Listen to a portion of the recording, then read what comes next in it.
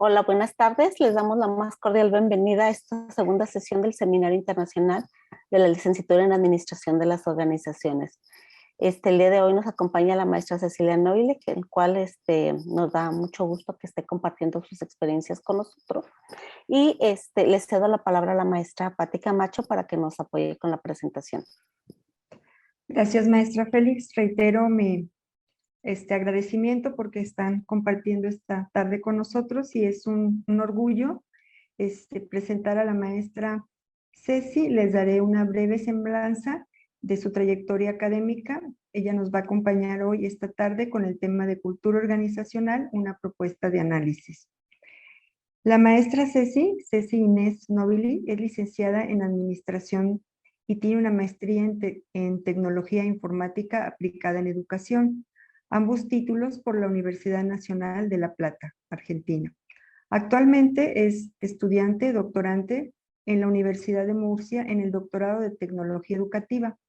Ella es profesora titular de la asignatura de Administración 1, Introducción a la Administración y al Estudio de las Organizaciones. Es profesora adjunta de Administración 2, Técnicas Administrativas y Gestión Organizacional. También es docente en posgrado e investigadora, miembro del Programa de Incentivos a la Investigación del Ministerio de Educación de la Nación. Se desempeña también como docente investigadora en el Instituto de Investigación Administrativa. Es el centro de investigación acreditada por la UNLP, la Universidad de La Plata. Ha dirigido y codirigido proyectos de investigación acreditados por la Universidad de La Plata y también ha dirigido y participado en proyectos de extensión universitaria. Maestra Nobile, pues bienvenida, un gusto tenerla aquí con nosotros, agradecidos porque nos va a compartir su experiencia en el tema de cultura organizacional. Sin más que decir, bienvenidos todos. Adelante, maestra.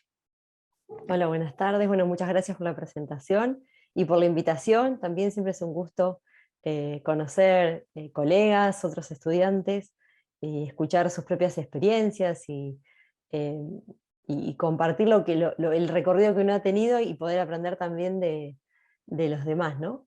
Y obviamente ofrecer cualquier ayuda y colaboración en cualquier aspecto que podamos ayudar. Voy a compartir pantalla. A ver si me deja. Ahí estamos. Ahí se ve, ¿no es cierto? ¿Se ve bien? Sí. Bien. Bien. Bueno, la presentación la llamé Cultura Organizacional, una propuesta de análisis, como para buscar un título genérico que pudiera abarcar lo que les quería contar. Se puede extender, cualquier aspecto que yo mencione se puede extender bastante, pero no quería... tampoco no quería aburrirlos con mucha teoría, con muchos resultados de las investigaciones, entonces hay un poco de cada cosa, después se puede ampliar lo que necesiten. Bueno, ahí está la presentación, pero ya la hicieron, así que no me voy a detener aquí. Lo único que los puedo invitar a visitar la página del instituto, que está allí, o bueno, si no, googlear el Instituto de Investigaciones Administrativas, que es el centro donde yo desarrollo mis tareas de investigación acá en la universidad. Está en La Plata, que es la capital de la provincia de Buenos Aires, la provincia más importante del país. Y también en nuestro instituto tenemos una revista científica que también acepta artículos y también invitarlos a leer, buscar artículos, a escribir y también publicar. Y también, bueno, a los maestros y especialistas en algún tema, también si se quieren sumar como evaluadores, también son bienvenidos. Todas, en este sentido son colaboraciones, una revista que se hace a pulmón, como decimos acá, con mucho esfuerzo, pero bueno, siempre tratando de mantener la calidad, ¿no? Para que los artículos realmente sean buenos y podamos seguir expandiendo el conocimiento científico de toda Latinoamérica. Se publican artículos de varios países, así que están más que invitados a ingresar, a buscar. De hecho, hay varios artículos de este tema que se han publicado en esa revista. En primer lugar, quería darles un marco general del tema. Seguramente escucharon algo de qué significa cultura organizacional y demás, pero bueno, siempre es importante, digamos, saber de qué estamos hablando, o al menos ¿A qué me refiero yo cuando hablo de cultura organizacional y las variables que nosotros usamos para medir? Que claramente hay otros autores y hay muchas formas de abordar este tema, por eso siempre es importante empezar conceptualizando y después ir de lleno a alguno de los números o de los análisis que hicimos nosotros. Y después sí, ya les voy a compartir el modelo que se armó. Voy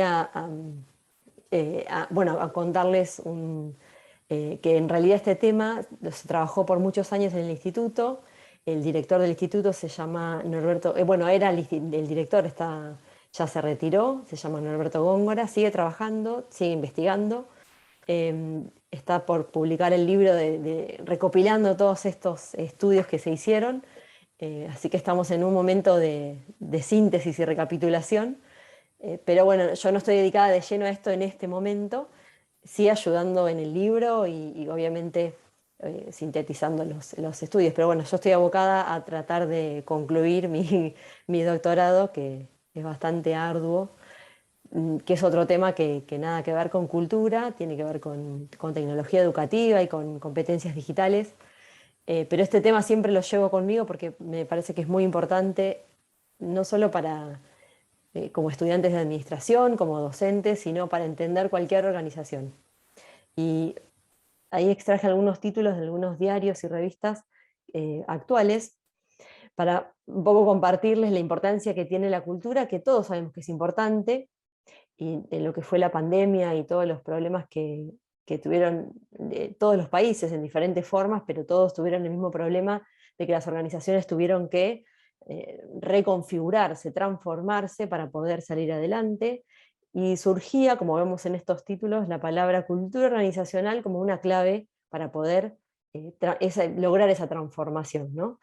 Y entonces la pregunta que al menos nosotros nos hacemos, bueno, ¿de qué estarán hablando los periodistas o los especialistas cuando mencionan la cultura organizacional, ¿no? ¿Qué nos referimos? Porque parecería que gracias a la cultura podemos ser, digamos, generar organizaciones inclusivas, organizaciones resilientes que puedan adaptarse a los problemas que tiene el contexto y seguir adelante. Bueno, parece que la cultura es la clave de todo, ¿no? Y bueno, no es tan así. Sí es muy importante, y ahora vamos a empezar a ver por qué. Pero en realidad es tan importante que es muy difícil también lograr ese cambio. Una de las primeras definiciones que se encuentra de cultura es esta que les pongo en pantalla. Uno en general lo relaciona, uno escucha la palabra cultura y en general lo relacionamos con costumbres, tradiciones que tiene una población, un país. Se nos vienen a la mente determinadas canciones, bailes, comidas, formas de tratarnos, tradiciones familiares. Y en la organización es más o menos lo mismo, ¿no? En principio podrían ser estas tradiciones o estos principios que tienen en común las personas de una organización. Es decir, el cómo se hacen las cosas. Pero no nos dice mucho eso, es como que nos falta definir un poco mejor, porque es muy difícil ir a analizar o medir si hablamos de creencias y tradiciones, ¿no? ¿Cómo medimos una creencia, un valor? Es bastante complejo. Hay otra definición similar. Si miramos las primeras definiciones o las que estudiamos en general durante la carrera y en los manuales que leemos en general, predomina una idea de que la cultura es algo bastante tangible o visible, mejor dicho, más que tangible, visible, y que se comparte y se va transmitiendo, ¿no? Como que se enseña a los nuevos miembros de la organización cómo es esa cultura. El gran problema es que, bueno, todavía no sabemos muy bien qué es la cultura. Ahí tenemos otra definición también. Fíjense que en todas las definiciones mencionan la palabra valor, creencia, conductas, comportamientos. O sea que siempre hacemos foco en las personas. Es decir, que para poder analizar una cultura tenemos que observar necesariamente las personas. Pero también tenemos autores que nombran y van un poco más allá, que no solamente hay que analizar las personas, sino una serie de símbolos. Uno de los autores por excelencia de este tema es Shane, que hace muchos años escribió sobre este tema y todavía sigue vigente y se sigue citando, que ya habla de presunciones básicas. Y ya es un poco más compleja la palabra, no solamente habla de valores, habla de presunciones, que son inventadas, descubiertas o desarrolladas. Ahí ya abre un poco más el panorama de algo más, que no solamente es un comportamiento compartido, sino que tiene que ver con que de presunciones hablamos de o modelos mentales, ¿no? O preconceptos, diferentes palabras que significan lo mismo. Y ya nos da una idea de que es algo que está en nuestra mente y no es tan claro, a veces ni nosotros mismos nos damos cuenta que estamos suponiendo ciertas cosas, ¿no? Suponiendo cómo es una persona, ni bien la conocemos y todavía no sabemos muy bien quién es, a qué se dedica, pero ya nos empezamos a hacer una idea de quién es o qué hace, o de cómo va a ser una película, o de cómo va a ser trabajar en una organización. Ya nos hacemos una idea antes de empezar a tener contacto con esa persona, con esa organización. Eso nos pasa porque ya tenemos una serie de experiencias y de vivencias que nos dejan huella. Entonces nos permite interpretar la realidad que vemos de una manera u otra. Y ahí está el gran problema de la cultura, que cada persona percibe lo que ve a diario, digamos, de una manera distinta. Pero a través de o problemas de adaptación al contexto, o alguna crisis, o determinados hitos en la historia de una organización, hace que las personas empiecen a tener un lenguaje común, una presunción básica compartida. Y eso es muy importante, ¿no? A nosotros en nuestras familias nos sucede, porque como pasamos mucho tiempo juntos y tenemos muchas vivencias, es natural que tengamos costumbres y una cultura familiar particular, pero en una organización pasan cosas similares. Quizá no tan fuerte como en una familia, pero sí también pasamos mucho tiempo en una organización, estudiando también, compartiendo con nuestros compañeros, trabajando.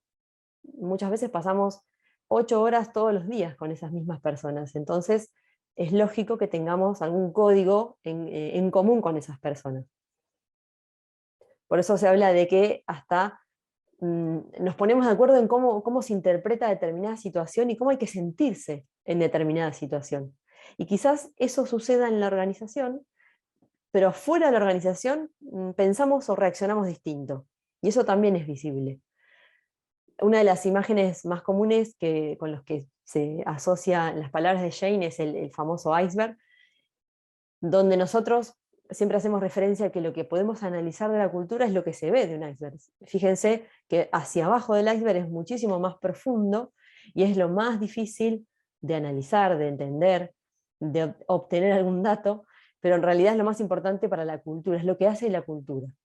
Con esa imagen ya nos damos cuenta que es bastante complejo poder analizar la cultura de una organización. Lo que vamos a estudiar en primer lugar son los artefactos visibles, ¿no? Desde la disposición del mobiliario, las oficinas, el tipo de sillón donde se sientan las personas, si tienen oficina propia o no. Uno en un primer momento puede llegar a darse cuenta algunas cuestiones de lo que sucede ahí, ¿no? Lo que está bien, lo que está mal, cómo se enfrentan los problemas, si la jerarquía se valora o no. Si vemos una organización donde es claramente visible quién es el jefe, porque tiene oficina con puerta, hay empresas grandes que uno cuando empieza a trabajar no tiene oficina, tiene una mesa compartida, ni siquiera tiene un lugar propio, y a medida que va avanzando en la jerarquía va logrando espacios más privados, hasta llegar a una oficina con puerta, porque es otro paso, ¿no? Uno puede tener una oficina sin puerta, y eso significa que cualquiera puede ingresar y nos puede escuchar, pero ya cuando llegamos a un estatus superior, tenemos puerta y la podemos cerrar y tenemos privacidad. Y esos son artefactos visibles, son símbolos de lo que sucede en esa organización. Los valores centrales son valores que se comparten en la organización y que nos van diciendo qué es lo que está bien y qué es lo que no está bien en la organización, qué cosas se valoran por sobre otras. Se valora la puntualidad, se valora el compañerismo, el trabajo en equipo o no, hay cierta competencia, ¿no? Y yo hablo de esto que vamos a encontrar en general dos aspectos de lo mismo.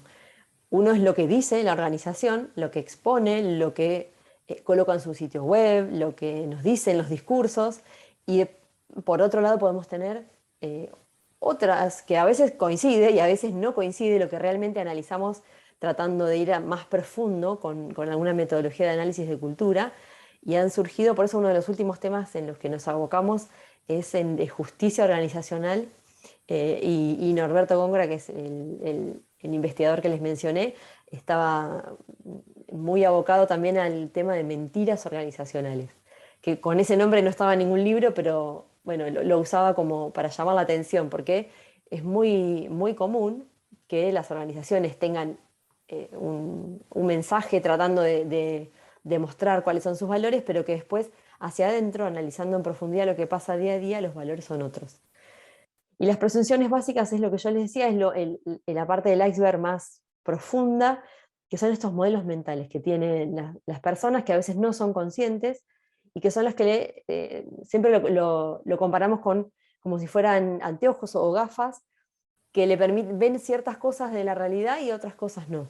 Y con un color, a veces tienen colores esas gafas, entonces vemos las cosas de una forma y nos parece que es la única forma de analizar la realidad y a veces eh, no es así, no es la única. Sin embargo, la organización se concentra en que esa es una realidad. Por ejemplo, si aparece, no sé, una empresa, un competidor, el competidor principal lanza un nuevo producto, eh, hay varias formas de reaccionar. Hay organizaciones muy competitivas, o sea, cuya cultura tiene mucho, uno de sus valores centrales es mantenerse competitivo y la innovación, y ese hecho que la competencia larga un producto nuevo, distinto al nuestro, que nos puede quitar clientes, genera un desafío, es tomado como un desafío y motiva a la gente a trabajar.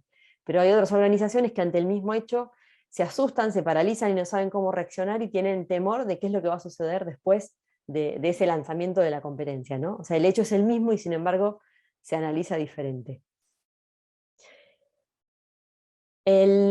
Digamos, el concepto de cultura organizacional, una de las principales dicotomías, digamos, de cómo se origina una cultura todavía no fue subsanada. Hay autores que piensan y exponen una postura y hay otros autores que exponen otra. La más común, porque también es la más sencilla de adoptar para poder analizarla, es como variable independiente. Es decir, la cultura es una variable independiente de la organización. Es decir, la organización puede generar una cultura determinada, la puede cambiar entonces, porque si la generó la puede cambiar, si necesita, por ejemplo, que esa cultura se adapte a alguna amenaza externa, o algún problema, o alguna crisis interna también. En cambio, la otra postura se le llama la metáfora de la raíz, ¿no? Es decir, la organización surge de la base de la organización, de cuando se fundó, de quienes la fundaron, de quienes trabajaron mucho tiempo juntos, y se fue formando a través del tiempo. Y no es tan consciente, no son tan conscientes las personas de que hay una cultura entre ellos y que hay una forma de hacer las cosas, pero que evidentemente los atraviesa y es la forma que tienen de trabajar y no conocen otra forma, ¿no? Si nos paramos en esta metáfora de raíz, es mucho más difícil cambiar una cultura. Es mucho más difícil pensar que es una variable a modificar, porque tendríamos que cambiar la mente de las personas, ¿no? Lo cual, bueno, es mucho más complicado y requiere mucho más tiempo. Y esa es un poco la postura que nosotros asumimos durante todos los proyectos y los años que estuvimos analizando la cultura. Algunos resultados después les voy a mostrar que fueron apoyando esta idea un poco. Bueno, ahí están un poco las características de la cultura, que son bastante generales, como para tener una idea de la complejidad que tiene analizarla. Es multidimensional, es una de las principales cosas que hay que tener en cuenta, es decir, no podemos analizar con 2 o 3 preguntas o 2 o 3 entrevistas a algunas personas y ya saber qué cultura hay en una organización. Tiene muchísimas variables y en realidad hay que elegir qué variables queremos analizar. El gran problema es que depende de la percepción individual. Entonces, si hablamos con determinadas personas, por ejemplo, nosotros estuvimos, uno de los proyectos, analizamos la cultura de hospitales públicos de la zona de esta ciudad, ¿no? De La Plata. Y en principio analizábamos a los médicos jefes de los sectores, y claro, era una percepción muy particular. Cuando empezamos a entrevistar y a relevar a los médicos y a los residentes, los que recién iniciaban en ese hospital, nos sorprendió la diferencia que tenían de la percepción. De hecho, en el caso, por ejemplo, de las especialidades médicas, cuando estuvimos con los pediatras y los clínicos, los médicos clínicos, los médicos más generalistas, ya en la forma de sentarse para responder el cuestionario y después para hacer las entrevistas, era en ronda. y todos hablaban y todos escuchaban, ¿no? Ya nos daba una idea de cómo estaban acostumbrados a trabajar. Cuando entrevistamos a los traumatólogos, no sé si ustedes le dicen traumatólogos también, la especialidad de cuando alguien se rompe un hueso, se quiebra y tiene que ponerse un yeso, ¿sí? ¿Le dicen igual? En general los traumatólogos son mucho más, tienen una jerarquía muy marcada, es mucho más verticalista, y el jefe del sector es el único que puede hablar. De hecho, se sentaron en una escalinata que había, y el jefe estaba arriba y se fueron sentando todos por debajo, y nadie movía la lapicera hasta que el jefe nos dijo que empezaran a contestar, por ejemplo. Y cuando alguien preguntaba algo, contestaba el jefe, no podíamos contestar nosotros. Eso ya nos daba una idea de que dependía de qué sector o qué especialidad médica nosotros entrevistábamos, surgían características culturales distintas. Eso ya nos dio la idea de que en realidad habría que fue lo que hicimos, ampliar el panorama y escuchar la mayor cantidad de especialidades médicas y de médicos y de jerarquías, ¿no?, que ocupaban, para tener una idea más acabada de lo que era la cultura, porque si no uno puede quedarse con una idea errónea de qué es la cultura de una organización si se queda con una porción muy chiquita de las personas que trabajan allí. Y lo que sí nos tiene que quedar en claro, cualquiera que quiera hacer un análisis de cualquier cultura o tiene ganas de hacer alguna actividad práctica de esto, tiene que quedarse tranquilo y tranquila que va a ser una aproximación a esa cultura, que es muy difícil realmente conocer a ciencia cierta la cultura de una organización. Es por un lado la complejidad que tiene el tema, pero por otro lado nos deja tranquilos de que expresando los límites que tenemos en el trabajo, contando a quienes entrevistamos, exponiendo la metodología, va a ser válido el análisis, ¿no? Y no podemos, lo que sí no se puede hacer nunca es hablar como con certeza, ¿no? La cultura es así, tiene estas características y no otras, porque bueno, ahí podemos estar cometiendo algún error de pensar que tenemos toda la verdad con nosotros. Y después surge algún hecho o alguna entrevista que nos dice que no era tan así. Bueno, yo esta parte la voy a pasar por ahí un poquito más rápido para no ir con tanta teoría. Igual la presentación se las puedo compartir si alguien la quiere, le interesa, como para enfatizar, porque nosotros analizamos mucho las diferentes corrientes que analizaban la cultura, la evolución, ¿no?, en la historia de cómo se analizaba este tema. Hoy, como todos los temas en la administración, surgen, a veces se ponen de moda, normalmente vienen de alguna consultora importante que logra alguna metodología eh, logra que se ponga de moda, entonces todas las organizaciones empiezan a pedir esa misma metodología y es como que es mágico, ¿no?, el análisis que hacen, y con eso logramos, digamos, generar estrategias para mejorar cualquier problema que tengamos. Pero bueno, después de un tiempo, cuando la moda un poco, como toda moda, es pasajera, quedan algunos otros conceptos que quizás no estaban tan de moda, pero que en realidad son los importantes y los que tenían que quedar, ¿no? Entonces vamos a ver que está el enfoque de la integración, de la diferenciación y de la fragmentación. La diferencia entre estos tres, para hacerlo más veloz y que no se duerman y no se aburran demasiado, tiene que ver con los supuestos que tienen los investigadores a la hora de ir a analizar. Este enfoque de la integración es el que todavía prevalece en cualquier libro de texto, en cualquier autor, salvo que podamos profundizar el análisis. Esta idea de que hay una cultura ideal, una cultura mejor que otras, la cultura que debe tener determinadas características para que la organización funcione eficazmente, cumpla sus objetivos, sea innovadora, se adapte al contexto. Entonces está esta idea de que podemos transformar la cultura si es que la cultura no está ayudando. O sea, la organización cambia la estrategia, cambia objetivos, puede cambiar el fin organizacional, entonces, como consecuencia, la cultura hay que cambiarla. Entonces, no sé si alguno estudió ya en alguna materia, todos lo damos, yo también lo doy en primer año y en segundo porque es más simple, sabiendo que no es del todo correcto, pero igual yo lo doy, lo aviso por las dudas, porque a veces hay que ir a lo simple para que se entienda el concepto. El famoso triángulo, que tiene 3 puntas, y en donde una punta está la estrategia organizacional, en la otra está la estructura organizacional, y el tercer vértice es la cultura organizacional, que tiene que estar en equilibrio, ¿no? Es un poco el enfoque, uno de los enfoques que hay en la administración, que nos dice que si una organización cambia la estrategia, a largo plazo porque quiere una estrategia expansiva, quiere crecer o quiere ser más eficiente, dependerá la estrategia que quiera tener. Va a tener que adaptar su estructura organizacional, que eso estamos todos de acuerdo, que la estructura sí es un medio, ¿no?, para lograr esos objetivos, y que entonces la cultura debe acompañar, es lo que decimos todos, la cultura tiene que acompañar estos cambios, hay que adaptarla, hay que hacer sensibilización, charlas, determinadas actividades de socialización para que las personas que están en la organización, digamos, se suban al tren de este cambio y que cumplan las expectativas. Como si fuera tan sencillo, ¿no? Estamos como obviando que la cultura habíamos dicho que no es tan sencillo cambiarla. Pero bueno, este enfoque de la integración tiene esta idea.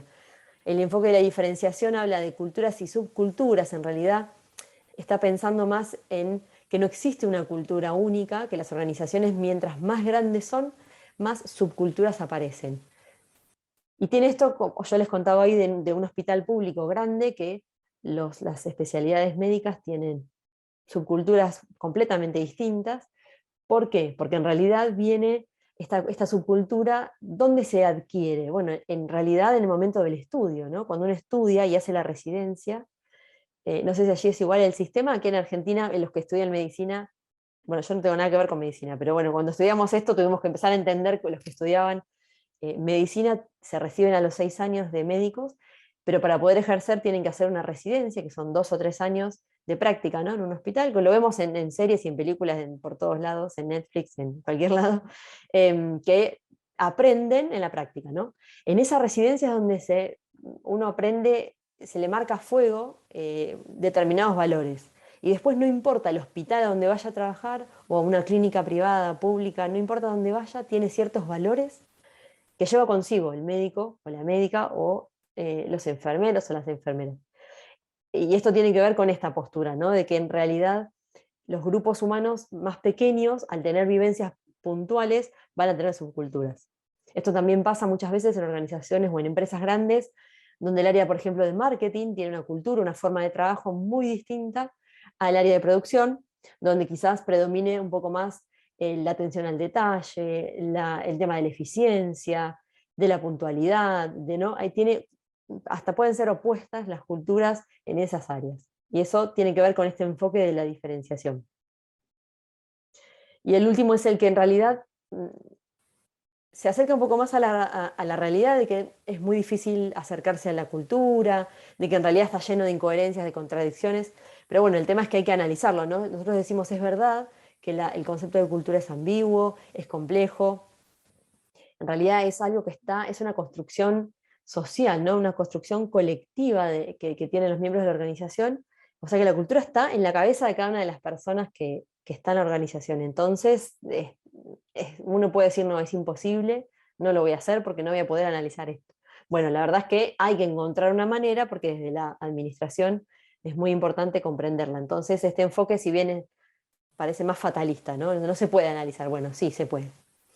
Y bueno, es el enfoque de la interdependencia, que es el enfoque que Norberto Góngora, el profesor que yo les mencioné, se ubica en ese enfoque, un poco lo desarrolló él con sus colegas a lo largo de los años, y que tiene que ver con el modelo que ahora les voy a mostrar, y que en realidad no es de él específicamente. Hay muchos autores que ya hablaban de que la cultura de una organización no se puede separar de la cultura de la región donde está inserta la organización, del país, de la provincia, de la ciudad, dependerá las características culturales puntuales de la zona geográfica, porque después de todo las personas que conforman esa organización en realidad crecieron, se formaron, estudiaron y son personas en primer lugar de esa ciudad, de esa región, y ya tienen ciertos valores, ciertas tradiciones, ciertos valores de ética, de moral, de qué significa el trabajo, la importancia que se le da al trabajo, y eso lo llevamos como una mochila, ¿no?, a donde vayamos a trabajar o donde vamos a estudiar. O sea, la organización en donde nosotros decidimos participar, siempre algo nuestro ya llevamos, y quizás con el tiempo esa cultura se va transformando a través de las personas que pertenecen o que van transitando esa organización, ¿no? Entonces no solamente es complicado, es complejo, sino que encima se va transformando la cultura, doble complejidad al concepto. Pero bueno, con esto en mente, que la cultura tiene todas estas complejidades. Lo que hicimos fue generar un modelo a través de muchos autores, no es que nosotros inventamos la forma de abordarlo, porque hay muchísimos autores. Uno cuando quiere hacer una investigación, lo primero que hace es, bueno, primero es leer, ¿no?, el marco teórico, la teoría, pero después es elegir el modelo que va a utilizar para poder acercarse a esa realidad. Y ningún modelo de los que nosotros teníamos, habíamos leído, completaba y, digamos, respetaba esta idea de la complejidad de la cultura, ¿no? Entonces, bueno, armamos un modelo mayor donde incluimos todas las variables que pudimos. Así nos llevó el tiempo, ¿no? Después entrevistar a cada persona y analizar la cultura de una organización nos llevaba muchísimo tiempo, pero bueno, nos parecía que era la forma realmente de hacer las cosas con seriedad, ¿no? Las variables que ven acá, que se llaman distancia jerárquica, la orientación a lo individual o a lo colectivo y tolerancia a la incertidumbre, son de Hofstede, que también es un autor muy, muy importante en tema cultura, y varios de las dimensiones que se incorporan dentro de cada una, algunas son de Hofstede, otras son de otros autores, otras son adaptadas a la cultura nuestra por Norberto Góngora y otros colegas de otras universidades. Fue un trabajo en conjunto, digamos, muy, muy colectivo. Entonces lo que quisimos hacer fue, no sé si alguno ya leyó algo de cultura o tiene una idea, en general los artículos científicos que uno puede leer de este tema, el gran objetivo que hay siempre atrás de esto, de analizar la cultura, es clasificar la cultura, ¿no? Encontrar si esa organización tiene una cultura como una tipificación que ya existe, ¿no? Eso también es una limitante o una limitación de todos los investigadores, porque cuando usamos una clasificación existente ya estamos como achicando el análisis, ¿no? Estamos dejando fuera cierta información importante. Entonces lo que quisimos hacer nosotros fue analizar una serie de variables para clasificar la cultura, pero después hicimos el análisis inverso, dejamos de lado la clasificación y analizamos las variables por separado, a manera de corroborar si esas características que la teoría nos decía que tenían la tipología que habíamos elegido se cumplía de verdad en las organizaciones. Rápidamente, las variables que se tomaron en cuenta, la distancia jerárquica tiene que ver, y la medimos a través de estos tres indicadores: el temor que sentían, que afirmaban o percibían las personas, el estilo actual de jefe que reconocían y el estilo deseado del jefe. Porque la distancia jerárquica en realidad originalmente lo que medía era la percepción de distancia entre cualquier persona de la organización y su jefe inmediato, ¿no? Cuán lejos lo veía, a cuánta distancia estaba, ¿no? Y eso en realidad tenía que ver con si el jefe era cercano, si preguntaba, si tomaba decisiones en conjunto o no, si realmente hacía notar e imponía una distancia, ¿no?, con sus empleados, o por el contrario no. Eso tiene que ver con los jefes más autocráticos o más participativos, ¿no?, yendo a los extremos como si fuera un continuo. La orientación hacia lo individual o hacia lo colectivo tiene que ver con ciertos valores que va mostrando la organización, la percepción obviamente de sus integrantes, si prevalece el individuo en la organización o los grupos, lo colectivo, el conjunto de la organización como un todo. En la realidad, ¿no?, cómo lo percibe verdaderamente los integrantes de la organización, más allá de lo que uno pueda, lo declamativo, lo que dice la organización que hace. Porque muchas veces las organizaciones, si uno ingresa a sus sitios web, o mira una entrevista a algún CEO de alguna empresa importante y permanentemente hablan del trabajo en equipo, que es lo importante, que es la clave, que trabajando en conjunto, que no hay diferencias, pero bueno, después a la hora de analizar a ciencia cierta cómo se trabaja, muchas veces los equipos quedan en un segundo plano, ¿no? Nosotros una de las cosas que siempre mirábamos era, bueno, las organizaciones que todo el tiempo hablaban del equipo, la primera pregunta que le hacíamos en las entrevistas, o bueno, la siguiente, no la primera, la segunda era, bueno, ¿cómo se remunera a las personas de un equipo? Y la remuneración era la de siempre, era individual y era por los logros individuales. Entonces había una contradicción entre lo que se decía, que el equipo era lo más importante, se trabajaba en equipo, pero después el reconocimiento, tanto la remuneración como después reconocimientos simbólicos de otro tipo, eran individuales. Entonces, ahí ya hay como un ruido, ¿no? Que no está claro entonces si realmente prevalece la persona o el grupo. Y después la tolerancia a la incertidumbre, que tiene que ver con el estrés que perciben las personas, con si se le dan muchísima importancia a las normas en la organización o no, cuánto se desea permanecer en la organización. Es decir, si la persona realmente tiene la intención de quedarse por mucho tiempo y retirarse de esa organización porque se siente cómoda o por qué. Y cómo se prefiere remunerar, es decir, cómo se remunera y cómo las personas realmente quisieran que se las remunerara. Algunas respuestas a las preguntas son como, seguramente ustedes están pensando, bueno, lo ideal es que se remunere a través del mérito, lo ideal es que el jefe sea participativo. Nos surge enseguida, lo primero que pensamos es en lo ideal, ¿no? La mejor cultura, el enfoque que les hablaba al principio. Pero bueno, uno después indagando se da cuenta, bueno, que no es tan así, no todas las organizaciones, por más que quisieran tener un jefe muy participativo, a veces no lo tienen. La clasificación que usamos, que está basada en otros autores, es esta que, bueno, acá no se ve el eje, el que está vertical. Combina una orientación hacia las personas con la orientación hacia los resultados. Es una manera como sencilla de mostrar la clasificación. Después, nosotros las variables hacíamos o promedios o porcentajes, teníamos diferentes formas de medir las variables para intentar clasificar la cultura de una organización. Dependía cuán orientada esté a los resultados por sobre las personas, o al revés, se priorizaban las personas por sobre los resultados.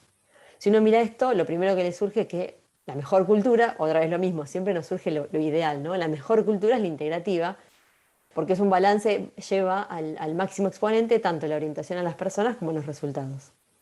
Pero bueno, ahora vamos a ver que no es tan sencillo encontrar organizaciones con esta cultura, ¿no? Aunque nos parezca que es la mejor. Fíjense que la cultura paternalista es la típica de una pyme, donde su fundador o la segunda o tercera generación que está en esa pyme sigue presente y sigue en la gestión de su empresa familiar, por ejemplo. Entonces es muy fuerte este sentimiento paternalista, ¿no? Un jefe que parece participativo, pero en realidad es más cercano a algo autocrático. Pero prevalecen muchísimo las personas, se conocen todos por sus nombres, todos conocen lo que le pasó, o sea, las familias de todos, si algún niño de la familia se enfermó, uno conoce todo lo que sucede con los compañeros de trabajo, pero a veces se dejan de lado los resultados. Y así, bueno, está la descripción de cada una de las culturas.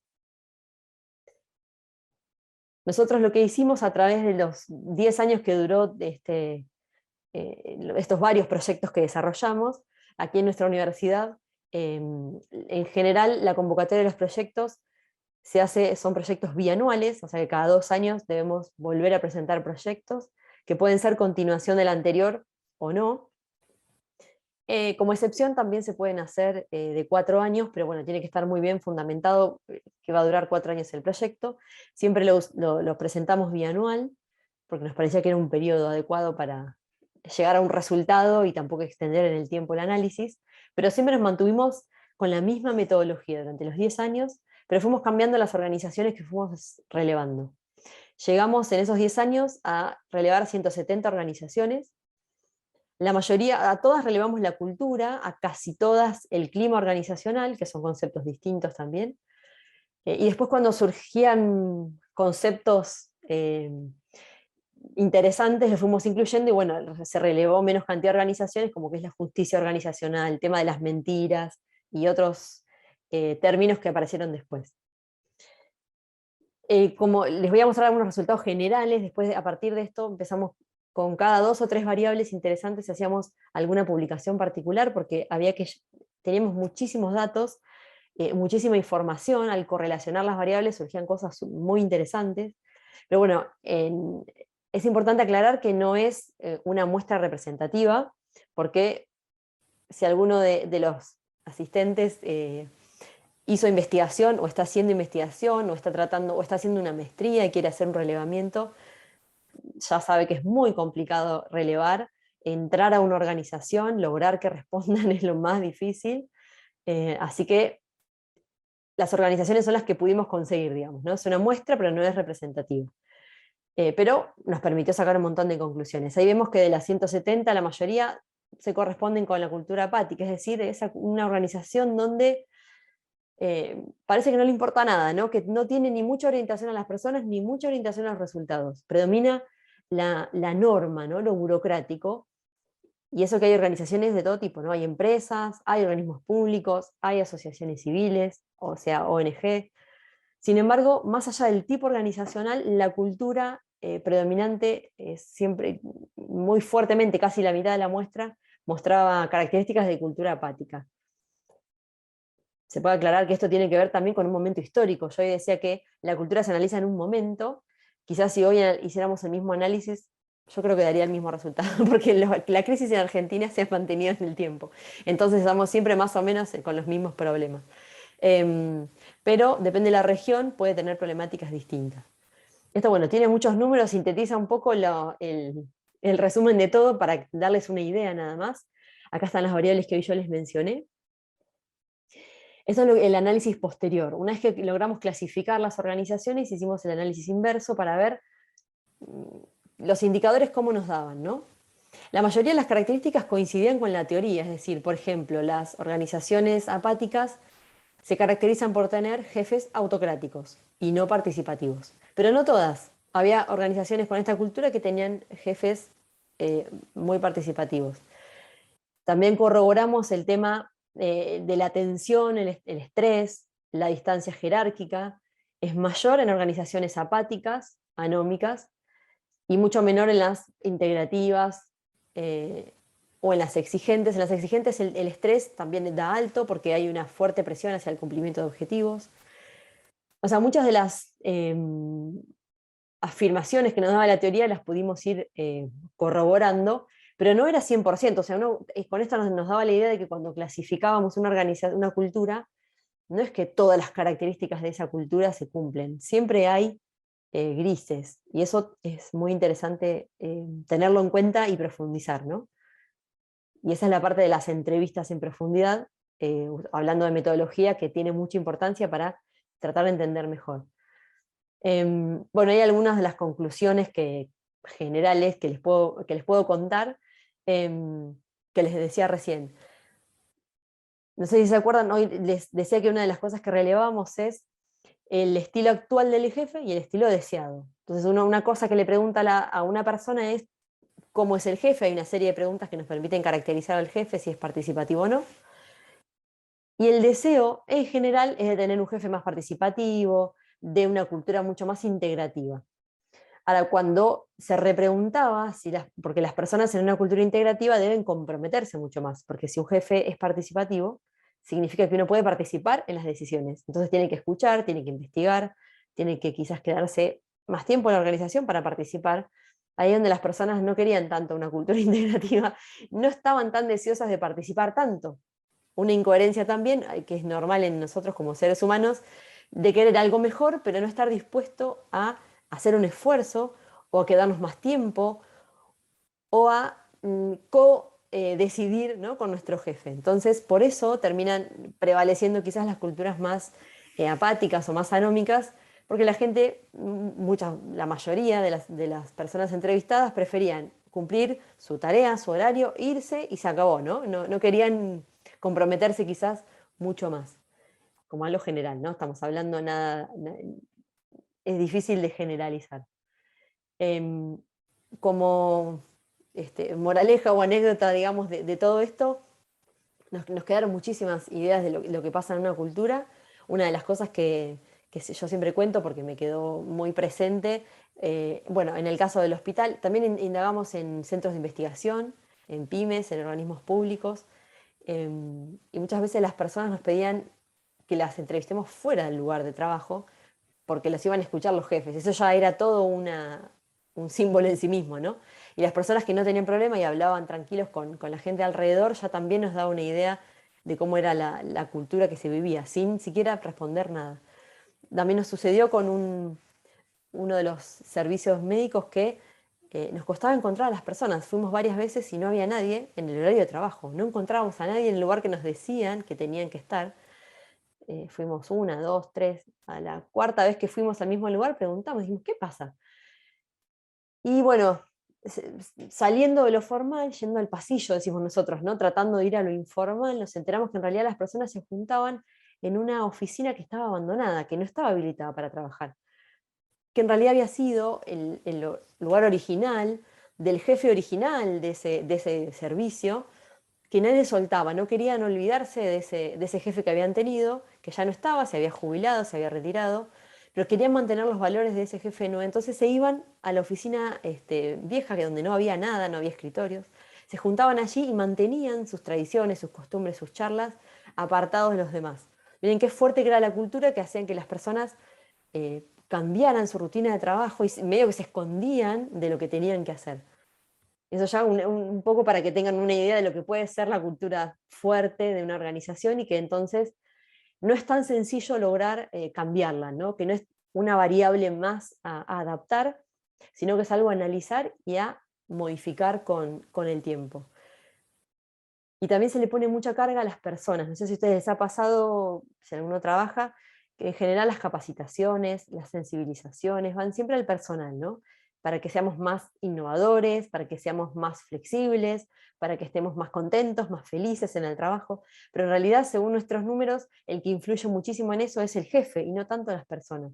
En vez de capacitar solamente a las personas, habría que empezar capacitando a los mandos medios, para que ellos derramen la cultura hacia abajo, ¿no? Lo que se quiere cambiar tiene que venir de abajo, de arriba hacia abajo, respetando lo que viene de abajo hacia arriba. Entonces en el medio se encuentran y logran realmente un equilibrio.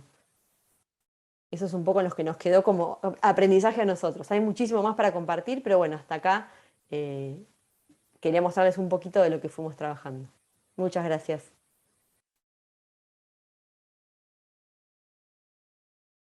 Voy a dejar de compartir.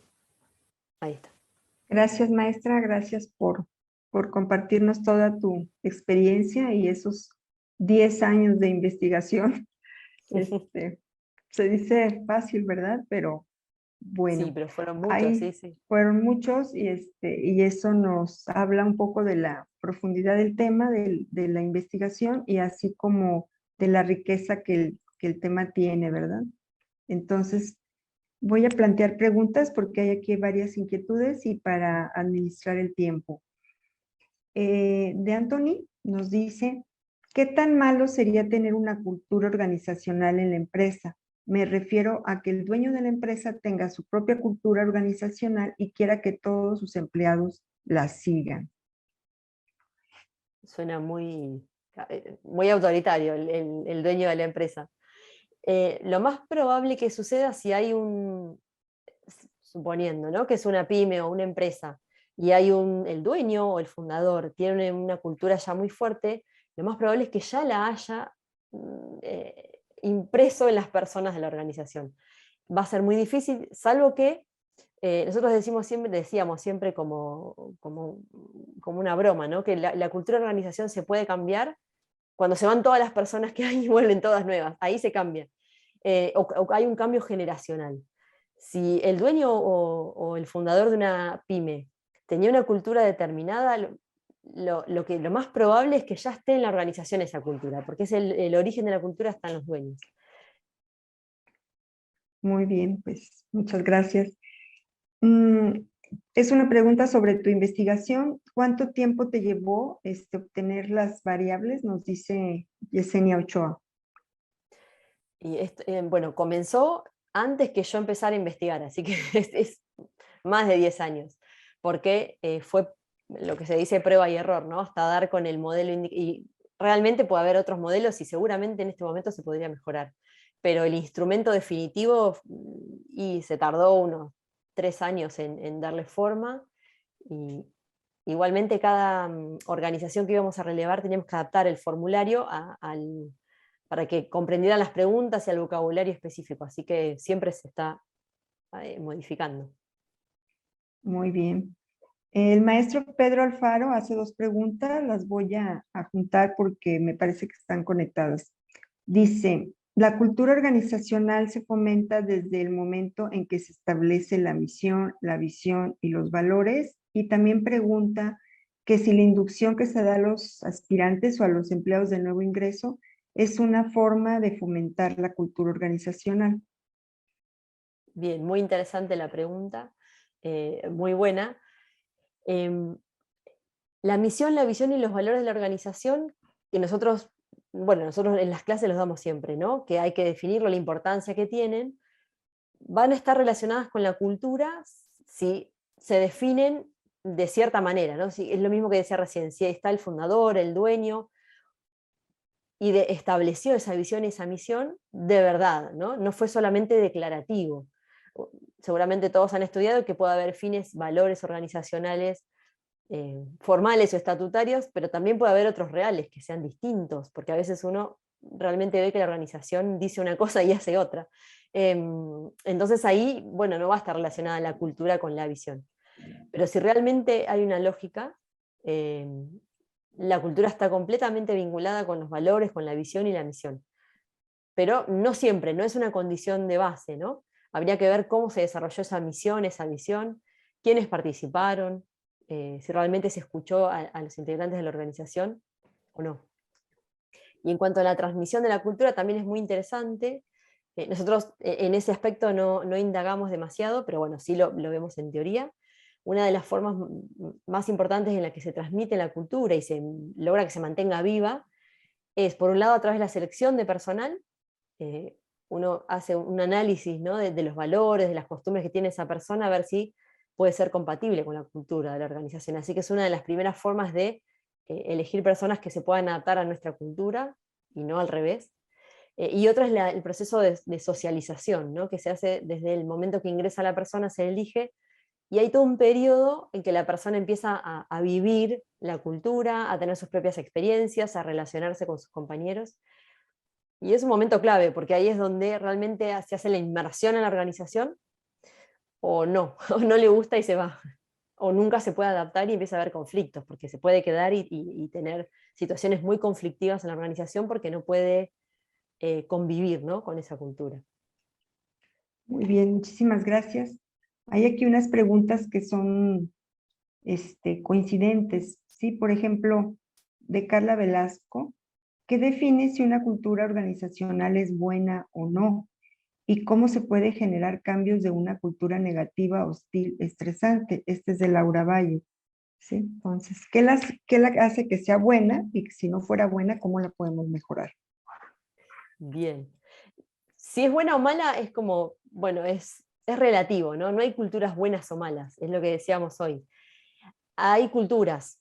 Lo que podemos analizar es ver qué pasa con las personas y que tiene relación con la pregunta que sigue. Si las personas están muy estresadas, están deprimidas, no quieren ir a trabajar, uno se da cuenta, los indicadores, que uno primero puede ver que está pasando algo desagradable, si hay alta rotación de personal, si digamos, se van los nuevos empleados porque no se adaptan. Uno puede creer que son las personas, ¿no? Decimos estas nuevas generaciones, estos jóvenes, los millennials, los centennials, la generación no sé cuánto, le echa la culpa a la diferencia generacional, pero en realidad hay que analizar hacia adentro también, ¿no? Porque quizás hay ciertos valores muy cerrados y que no aceptan nuevos integrantes. Entonces ahí uno puede decir que es mala la cultura, en realidad no es que sea mala, porque la cultura es como es, sino que quizás está impidiendo que la organización crezca, que cumpla sus objetivos, y ahí hay que empezar un trabajo lento, porque cambiar una cultura lleva mucho tiempo, y hay que planificar muy bien qué cambios se van a hacer para que esa cultura pueda transformarse. Lo primero que hay que hacer es identificar las personas clave, ¿no? ¿Quiénes son esas personas que tienen la cultura, están inmersas en la cultura y que la llevan adelante? Y que hace que los demás tengan esa misma cultura, ¿no? Normalmente son los jefes, que es lo que salió en nuestras investigaciones. Los diferentes jefes, hay que identificar cuáles son los más identificados con esta cultura, entonces elegir qué estrategias vamos a utilizar para suavizar al jefe, tratar de que se den otras prácticas. Se puede llegar a tener que cambiar el jefe, porque no se avanza con ningún tipo de cambio, ¿no? Uno a veces piensa que son las personas, pero en realidad son los jefes. O yo digo jefe como palabra general, ¿no? Puede ser un gerente general, un supervisor, en cualquier lugar de la jerarquía puede estar ese jefe o jefa. Es decir, que es el responsable de un grupo de personas, ¿no? ahí está un poco la clave del cambio de la cultura. Ok, muchas gracias. Hay una serie de preguntas más bien enfocadas a los aspectos metodológicos. Por ejemplo, esta de Erika Vizcaíno nos dice que cómo pueden consultar los productos de esta investigación, así como las herramientas utilizadas. Y al respecto, la maestra Grace Espinosa también pregunta acerca de si los puede orientar acerca de cómo elaborar instrumentos de recolección de datos para medir, por ejemplo, la tolerancia a la incertidumbre, la adaptación al cambio. ¿Sí? Entonces son ya preguntas más de corte metodológico. Bien, sí, muy interesante, además para que quizás puedan analizarlo, mejorar el instrumento seguramente, relevar y podemos compartir los resultados a ver qué encuentran ustedes. Yo después les puedo compartir algunos links con algunos artículos publicados. Espero que salga pronto el libro con una especie de síntesis de todos los resultados. Y lo mismo el instrumento. El instrumento es bastante extenso, porque bueno, son muchas variables que teníamos que, que relevar. También se los puedo compartir para que lo puedan mirar. En general usamos escalas de Likert, que van de 1 a 5, para el grado de acuerdo o desacuerdo. En otros lados era marcar una opción sí o no, dependía del tipo de pregunta, ¿no? Muchas preguntas eran de control, preguntaban lo mismo, digamos, de diferente manera para realmente darnos cuenta si era coherente la respuesta o no. Se los ¿Sí? puedo compartir así, es más sencillo que lo ven. Bienvenido, muchas gracias. De uno de nuestros estudiantes, Marco Rodríguez, nos dice, yo como estudiante y empleado de una empresa, ¿qué estrategia puedo tomar para involucrarme en los cambios de su cultura organizacional? Bien, está muy bueno que uno quiera involucrarse, ¿no? Porque si Ujú. no uno puede estar en desacuerdo, pero si no se involucra es imposible. Lo primero que hay que hacer es observar, siempre, el primer paso es observar y para poder analizar y tener un panorama amplio de lo que está pasando en la organización. Porque uno a veces del sector en el que trabaja tiene una visión muy pequeñita y no sabe lo que pasa en otros sectores, en otros departamentos, y le parece que la cultura es lo que uno ve y en realidad la cultura es, como dije, hay una construcción de un montón de personas. Entonces lo primero que hay que hacer es observar y salir un poco, ¿no? Mirar un poco más hacia afuera. Y después, como decía hoy, la clave un poco es el jefe directo. Entonces, empezar un vínculo y una serie de conversaciones con nuestros jefes inmediatos, llevando las inquietudes, para que eso se empiece a expandir de a poco. Pero hay que tener mucha paciencia. La cultura se cambia muy lentamente porque son muchas personas que deben querer cambiar o querer empezar a tener otras prácticas, ¿no? Sí, hay unas preguntas muy interesantes, a lo mejor no se alcanzan a responder todas, pero entre preguntas y solicitudes está compartir la presentación que nos presentó el día de hoy, compartir bibliografía, compartir productos de investigación. No sé si a través de la maestra Félix pudiéramos acceder a este intercambio, ¿no? Y bueno, ya para despedirnos, a ver si alcanzamos a tocar una última pregunta. Dicen que cómo puedes atender el cambio a la cultura cuando el líder, el líder es el que genera el mal ambiente. ¿Cómo lograr la cultura organizacional si no se puede evidenciar al líder por las represalias? Claro. Ahí, bueno, es una distinción interesante el concepto de clima organizacional de cultura, ¿no? Mucha bibliografía, muchos autores lo toman como sinónimo, nosotros siempre lo separamos. De hecho, los cuestionarios para evaluar cultura eran unos, para evaluar clima organizacional es otro, y para evaluar satisfacción laboral es otro. Cuando queríamos relevar las tres cosas, estábamos mucho tiempo en una organización, ya nos veían llegar y se escapaban, no querían saber más nada. Porque en realidad son cosas distintas. El mal clima es más fácil de cambiar, porque se puede cambiar rápidamente con alguna dinámica, con alguna vivencia. Es muy común que a determinado grupo que uno identifica que no está trabajando bien o que hay mal clima, hacer una vivencia fuera de la organización, ¿no? Para cambiar el ambiente y donde ya el líder o jefe no es nada líder ni jefe, son muy útiles, que un moderador externo, sabiendo, ¿no?, las dificultades que hay, genere dinámicas para que el líder empiece a destrabar un poco y ver por qué es como es. Como decía hoy, puede llegar el caso hasta que haya que cambiar esa persona, ¿no? Porque obviamente después hay otras variables que tienen en cuenta de poder, de política, bueno, que tienen que ver ahí si se puede o no cambiar a la persona. Pero hay que ver por qué es ese clima, y si realmente no tiene solución, bueno, habría que transferir a esa persona a otro lado. Pero bueno, puede ser el clima solamente y no la cultura. Una vez que eso sucede, ¿cómo nos damos cuenta? Cuando yo puedo cambiar a esa persona o hago alguna dinámica, una vivencia fuera de la organización, cambia completamente la forma de trabajar y me doy cuenta que el problema era el clima, que es lo más sensible, lo que yo veo, lo de todos los días, pero la cultura que está profunda es otra, que tiene otros valores. Eso es como un síntoma que podemos ver si realmente es el clima o la cultura lo que hay que tratar de cambiar. Maestra Nobile, pues es un tema yo creo que despertó mucho interés en la comunidad, al menos los que estamos aquí convocados. Tuvimos un buen nivel de participación, estamos conectados en este momento 183 participantes, pero le quiero comentar que hay eventos simultáneos, hay otros eventos académicos que están ocurriendo en este momento. Entonces, bueno, nos sentimos satisfechos porque tuvimos un buen rating y creo que nos quedamos picados. Ojalá pudiera acompañarnos en una segunda ocasión para volver a retomar el tema y seguir charlando de este interesante tema, porque digo, finalmente es la forma como nos sentimos en las organizaciones, como nos sentimos parte, los valores compartidos, y es esta identidad que se construye, ¿no? Entonces, yo creo que sería muy grato, si ya todos tenemos que ir al trabajo, pues trabajar a gusto, ¿no? Entonces, disfrutar de una cultura organizacional afín a nuestro sistema de creencias, ¿no? Entonces, pues nos dio muchísimo gusto tenerla a usted con nosotros, que aceptara la invitación. Gracias al comité organizador y gracias a todos los participantes por estar presentes y activos a través de sus preguntas.